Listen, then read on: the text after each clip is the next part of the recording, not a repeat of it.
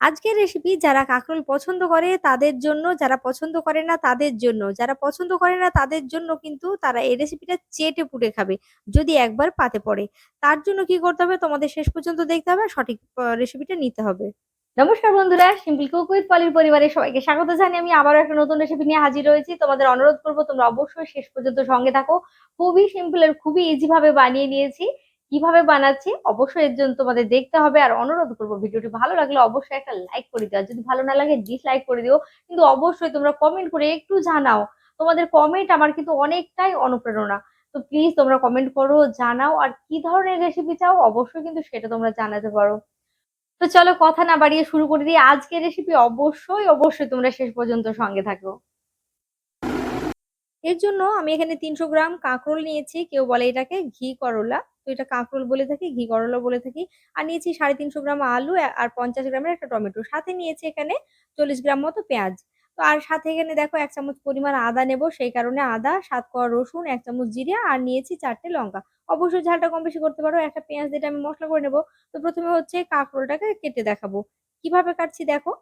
এই রেসিপিটা একেবারে নতুন, তোমরা খাবে আর আমাকে কিন্তু জানাতে ভুলো না যে এটা কেমন হয়েছে। তোমাদের অনুরোধ করবো একবার হলেও রেসিপিটা ট্রাই করো বাড়িতে। তারপর তোমাদের মূল্যবান মতামতটা কিন্তু আমাকে জানিও।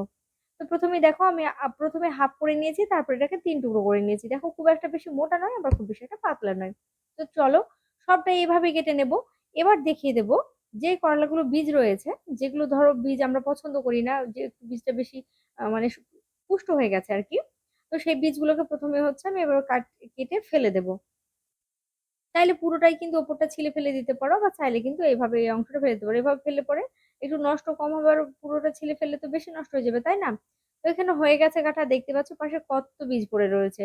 তো তারপর হচ্ছে আলুগুলোর খোসাটা ছাড়িয়ে নিয়ে আমি একইভাবে আলুগুলোর কেটে নেব। তো এখানে খুব বেশি মোটাও হবে না, আবার খুব বেশি পাতলা হবে না, ঠিক এইভাবে কিন্তু কেটে নিচ্ছি। দেখতে পাচ্ছ, নিশ্চয়ই দেখে বুঝতে পারছো। তো যাই হোক, আমি আলুটাও কিন্তু সবটাই কেটে নিয়ে ফিরে আসছি। এবার তোমাদের দেখিয়ে দিই, যদি ভালো করে না বুঝতে পারো দেখো, এবার কাটা হয়ে যাওয়ার পর দেখো কিরকম হয়েছে। আশা করি এবার বোঝাতে পেরেছি। তো চলো এবার চলে যাবো রান্নাতে। আর এটা পরিষ্কার করে কিন্তু আমি ধুয়ে নিয়েছি। তো কড়াই প্রথমে আমি দিয়ে দেবো 3 চামচ পরিমাণে তেল। তো প্রথমে হচ্ছে কাঁকরোলগুলো ভেজে নেব। চাইলে কিন্তু ওইখানে তোমাদের বলে দিচ্ছি, এখানে আমি লবণটা দিয়ে দিলাম। এবার হচ্ছে এটাকে হালকা ভেজে নেবো, যতক্ষণ হালকা লাল হবে ততক্ষণ ভেজে নিতে হবে। এবার বলি, তোমরা যদি চাও তাহলে কিন্তু আলুর সাথেও কাঁকরোলটা ভেজে নিতে পারো, তাতে করে সময়টাও কম লাগবে, আবার হচ্ছে তেলের পরিমাণটাও কম লাগবে। তো এইভাবে যদি করা হয় তাহলে কিন্তু খেতে অনেকটা বেশি ভালো লাগে, সেই কারণে কিন্তু আমি এভাবে করলাম। তো এটা সত্যি খুবই সুন্দর আর একবারে অপূর্ব স্বাদ কিন্তু। ভাত, রুটি, পরোটা যার সাথে খাবে কিন্তু দারুণ লাগবে খেতে। তো এখানে দেখো হালকা কালার চলে এসেছে, তো আমি কিছুক্ষণ পর পর মানে 1 মিনিট পর পর উল্টে পাল্টে এটা ভেজে দেবো, যাতে করে ভালো সুন্দর একটা কালার চলে আসে। বেশি লাল করার প্রয়োজন নেই, এই যে দেখতে পাচ্ছ ঠিক এরকম হলেই চলবে। তাতে করে কি হবে, একটু যেহেতু নরম হয়ে গেছে, আর কাঁকরোল দেখবে বেশিক্ষণ কিন্তু সময় লাগে না সেদ্ধ হওয়ার জন্য। এবার হচ্ছে এটাকে তুলে রেখে দিচ্ছি। এবার বাকি যে তেলটুকু রয়েছে, দেখো তেলটা প্রায় তো টেনে নিয়েছে। তো আমি এখানে আরো 2 চামচ পরিমাণ তেল দিয়ে দেবো। তো এখানে তেল দিয়ে দিচ্ছি। আর এখানে বলি যে কখন কাঁকরোলটা একসাথে ভাজবে, তো একটা শুকনো লঙ্কা দিয়েছি আর 5 ফোড়ন দিয়েছি, আর তেজপাতাও দিয়েছি, 5 ফোড়নটা দিয়ে দিলাম। এবার হচ্ছে তেলটা গরম হয়ে গেছে, হালকা নেড়ে দিচ্ছি। তারপর হচ্ছে এখানে আলুগুলো দিয়ে দেবো। এবার বলি, কাঁকরোল কখন তোমরা একসাথে ভাজবে। আলুগুলো দিয়ে দেবে, আলুগুলো ঠিক 2 মিনিট মতো নেড়ে নেবে। এখানে কিন্তু আমি লবণ ব্যবহার করবো, আমি একইভাবে লবণ দিয়ে দিচ্ছি। আগে ব্যবহার করেছি কাঁকরোলের পরিমাণ অনুযায়ী, আর এখানে কিন্তু আমি দিয়েছি আহ লবণটা তোমাদেরকে দেখানো হয়নি, তো এখানে হচ্ছে আমি দিয়েছি আলু পরিমাণে লবণ, যাই হোক কোনো কারণবশত। তো এখানে ঢাকা দিয়ে দেখো হালকা লাল হয়ে গেছে, এইরকম লাল যখন হয়ে যাবে না তখন তোমরা পেঁয়াজ দেবে। হ্যাঁ, কাঁকরোলটা হচ্ছে যখন 2 মিনিট ভাজা হয়ে যাবে আলুটা, তখন হচ্ছে তোমরা দিয়ে দেবে কাঁকরোল। কাঁকরোলটা তার সাথে সাথে হয়েছে, লাল করে ভাজা হয়ে যাবে। তো তোমাদের সুবিধা মতো তোমরা কাজটা করতে পারো। পেঁয়াজটা দেওয়ার পর ঠিক 1 মিনিট মতো আমি ঢাকা দিয়ে নেড়ে নেব। তারপর আবার 1 মিনিট পর টমেটো দিয়েছি, আবার টমেটো দেওয়ার পর ঠিক আবারও 1 মিনিট মতো নেড়ে নিয়েছি। অবশ্যই কিন্তু স্টেপগুলো ফলো করে রাখবে, হ্যাঁ, তাহলে রান্নাটা কিন্তু দারুণ হবে। তো বেটে রাখা মশলাটা দিয়ে দিলাম, সাথে 1 চামচ পরিমাণ জলও দিয়ে দিচ্ছি, দেখতেই পাচ্ছ। আর দিয়ে দিচ্ছি এখানে 1 চামচ পরিমাণ হলুদ গুঁড়ো।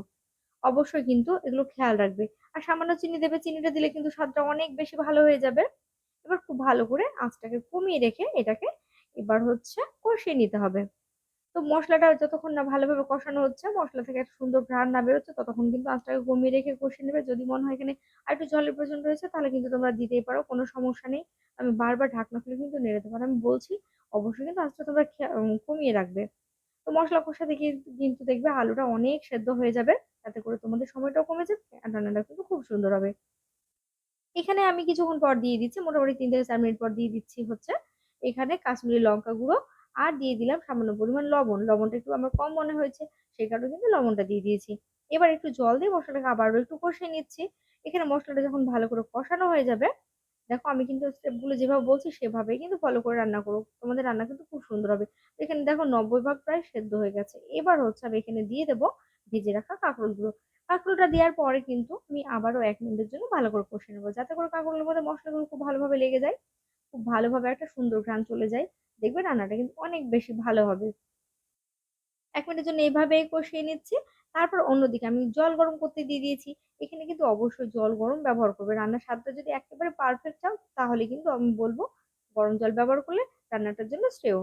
তো এখানে গরম জল আমি দিয়ে দিচ্ছি। এখানে দেখো আমি জল ব্যবহার কতটুকু করছি, যেহেতু ধরো আরো 4 মিনিটের জন্য এটাকে রান্না করতে হবে, সেই কারণে কিন্তু এই পরিমাণে আমি জলটা দিয়ে দিচ্ছি।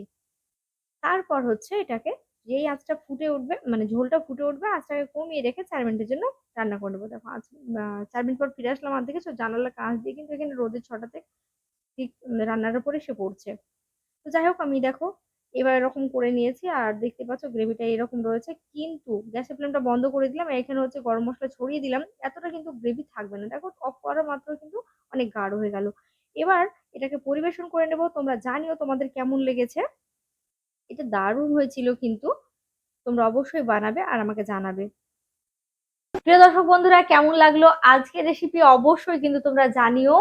আর তোমরা কি ধরনের রেসিপি চাও, আমি আবারও বলছি, কি ধরনের রেসিপি চাও অবশ্যই জানাবে। আমি চেষ্টা করব তোমাদের সামনে সেই রেসিপিগুলো তুলে ধরার।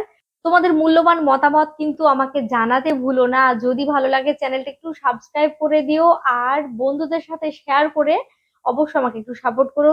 সবাই ভালো থেকো, সুস্থ থেকো, দেখাবো না একটা রেসিপিতে। সে পর্যন্ত নমস্কার।